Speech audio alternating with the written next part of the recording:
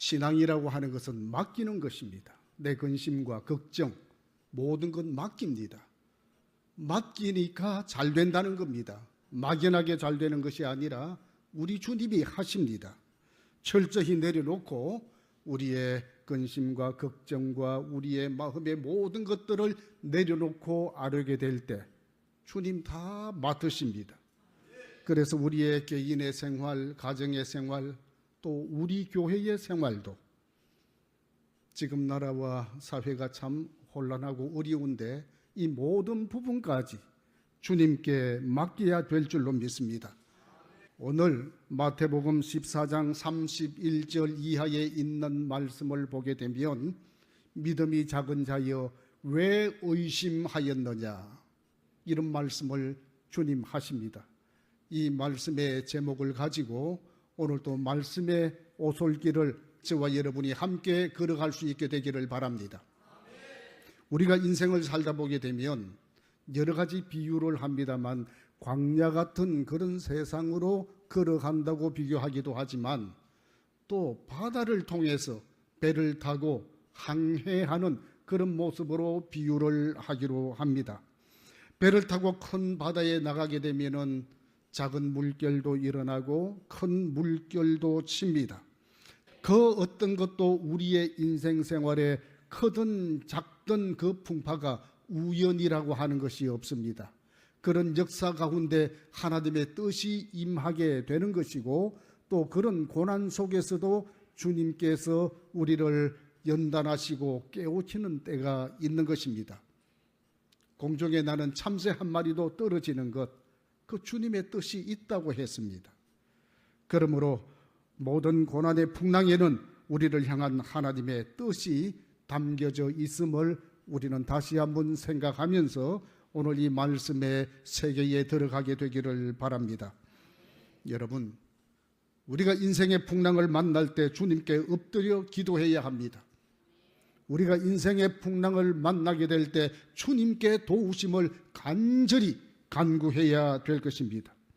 인생의 풍랑을 만날 때 우리가 혹시 주님을 좀 멀리 떠나 있는지 내 자리를 한번 살펴볼 수 있는 기회가 되기를 바랍니다. 풍랑을 만날 때 우리의 믿음을 견고히 해서 오히려 더욱더 주님을 잘 믿는 기회가 될 때 이것이 오히려 풍랑을 통해서 우리를 견고케 하는 방법임을 깨닫게 되기를 바랍니다. 여러분, 찬송가 373장 2절 가사를 보면 우리가 자주 부릅니다마는 참 은혜가 됩니다. 큰 물결 일어나 나 쉬지 못하나 이 풍랑으로 인하여 더 빨리 갑니다. 이 풍랑은 우리에게는 힘겨운 것입니다. 이 풍랑은 우리를 좌초시킬 만한 그런 위협이 다가오지만 그러나 이 풍랑으로 인하여 더 잘 간다는 겁니다. 더 빨리 간다고 하는 것입니다. 그래서 고난스러울 때 우리는 이 찬양을 부르면서 또 마음속에 위안을 얻고 또 은혜로 새겨 나가는 것입니다. 이런 면에서 오늘 이 말씀을 생각합니다. 첫째로 삶에 다가오는 이 풍랑을 우리는 생각해 봅니다. 마태복음 14장 22절 23절에 성경은 이와 같이 말씀을 합니다. 예수께서 즉시 제자들을 재촉하사 자기가 무리를 보내는 동안에 배를 타고 앞서 건너편으로 가게 하시고 무리를 보내신 후에 기도하러 따로 산에 올라가시니라. 저물매 거기 혼자 계시더니 이런 말씀을 합니다. 이 말씀의 장면에는 배경이 있습니다.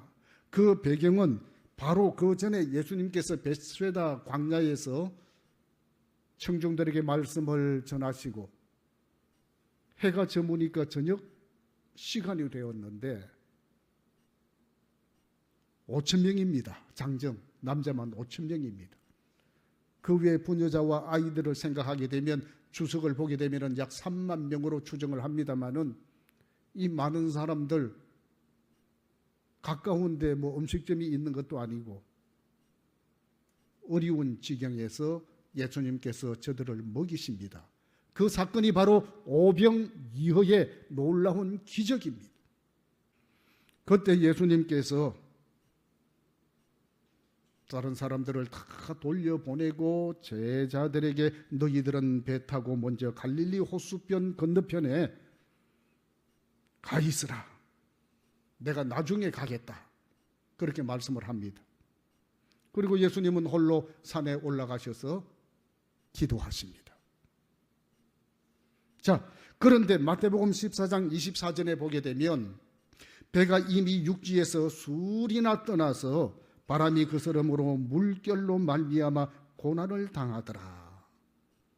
무슨 말입니까? 큰 풍랑이 일어났습니다. 제자들이 어려움을 겪습니다. 그러한 풍랑은 예전의 풍랑과 좀 다른 것 같습니다.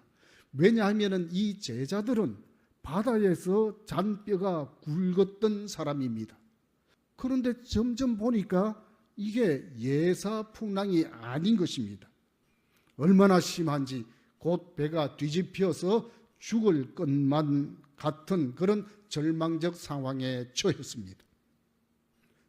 이것은 주님을 멀리 떠나 살 때 이와 같은 풍랑이 우리에게 다가온다는 해석학적인 그런 면으로 해석을 합니다.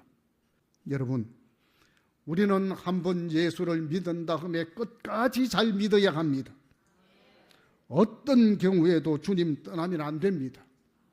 세상의 풍랑이 우리를 그냥 두지 않습니다. 마치 이제 내가 죽을 수밖에 없구나 하는 그런 절대적 절망과 낙심에 처할 수 있을 때가 많습니다. 예수님의 제자 베드로가 주님을 늘 지켰습니다. 수제자니까 책임을 지고 주님을 잘 따르고 지켰습니다. 그런데 상황이 이상하게 됩니다. 예수님께서 붙잡히고 난 후에 그의 태도가 주님을 멀찍이 따라가게 되는 것입니다. 이 말은 절대로 예배 소홀히 하지 마시기 바랍니다. 절대로 기도 생활 멀리 하지 마시기 바랍니다. 절대로 말씀의 생활 떠나지 말기를 바랍니다. 우리가 주님 가까이 한다는 것이 이런 방법입니다. 주님 섬기는 일을 절대로 소홀히 하지 않기 바랍니다. 내 일생 다가도록 나의 소원 하나가 있다면 늘 주님께 가까이 하겠다고 하는 이런 귀한 마음 가지고 믿음의 삶을 힘차게 살아갈 수 있게 되기를 바랍니다. 고난의 때에 자신을 돌아보고 회개하고 깨어지고 더욱더 낮아져서 주님의 도우심을 간구하는 저와 여러분이 되기를 바랍니다. 다음으로 이 참 어려움에 처해 있는 이 장면에서 우리는 생각합니다. 둘째로 문제의 해결자이신 예수님을 생각해 봅니다. 여러분, 고난을 당해도 문제를 만나도 극한 절망에 빠져도 낙심하지 말아야 할 이유가 오늘 이 말씀에서 우리는 찾을 수 있습니다. 문제의 해결자가 우리와 함께 하신다고 하는 것입니다. 성경 마태복음 14장 25절 말씀에 보니 밤사경에 예수께서 바다 위로 걸어서 제자들에게 오시니, 아주 귀한 말씀입니다. 제자들이 너무 힘이 들어서 이제 다 죽었구나, 절망 가운데 처해 있을 때, 그때 그 순간 예수님께서 나타나시는 것입니다. 풍랑 위로 걸어오신 것입니다. 이때가 성경을 보니 밤사경이라고 했습니다. 이 밤사경은 어떤 때입니까? 요즘 시간으로 말하게 되면 새벽 3시부터 6시 동트기 전 가장 어두운 시간, 그 시간에 예수님 그들에게 찾아오십니다. 우리가 이제 아무것도 할 수 없을 때, 주여 나를 불쌍히 여기소서 손을 들고 힘겨워할 때, 그 순간에 주님 우리에게 찾아와 주실 줄로 믿습니다.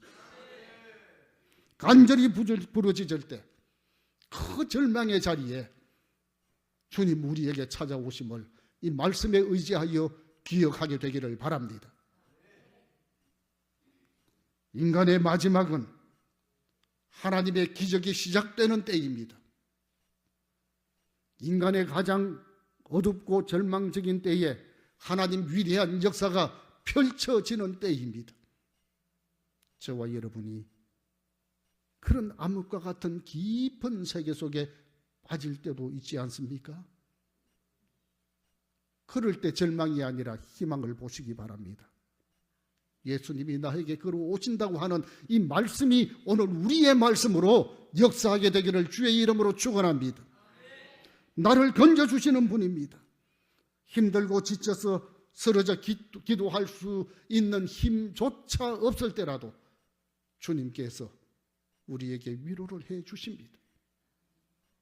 그것이 바로 우리의 절대 희망 되시는 예수님이심을 우리는 오늘도 입술로 고백하게 됩니다. 그러므로 오늘 이 상황을 생각하면서 예수님이 우리에게 다가오시는 그 모습을 기억하면서 마지막으로 우리의 믿음을 한번 생각해 보시기를 바랍니다.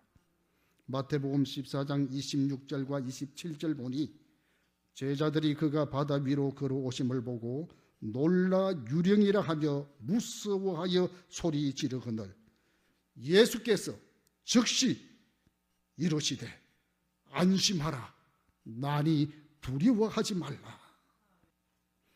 주님이 절망의 자리에 고통의 자리에 신음하는 그 자리에 걸어오십니다. 놀랍게도 우리는 이 말씀을 접할 수 있습니다. 31절과 32절 말씀에 보니 예수께서 즉시 손을 내밀어 그를 붙잡으시며 이르시되 믿음이 작은 자여 왜 의심하였느냐. 믿음이 작은 자여 왜 의심하였느냐 하시고 배에 함께 오름의 바람이 그치는지라. 예수님께서 그들에게 믿음이 작은 자라고 질책을 하고 난 이후에 배에 오르니 풍랑이 잠잠해졌습니다. 할렐루야. 여러분 기억하시기 바랍니다. 믿음이 작은 자여 왜 의심하였느냐. 그들에게 말씀하시는 것이 아니라 오늘 이 시대에 오늘 저와 여러분이 예배의 자리에서 사랑하는 성도들아 왜 의심하였느냐.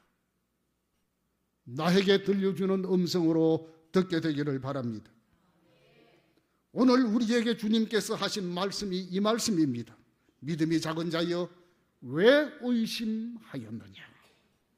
어려운 상황이라고 할지라도 주여 나를 구원하소서 부르짖고 부르짖으면 그 절망의 자리에서 그 암흑된 곳에서 주님 다가오셔서 우리를 건져 주실 것입니다.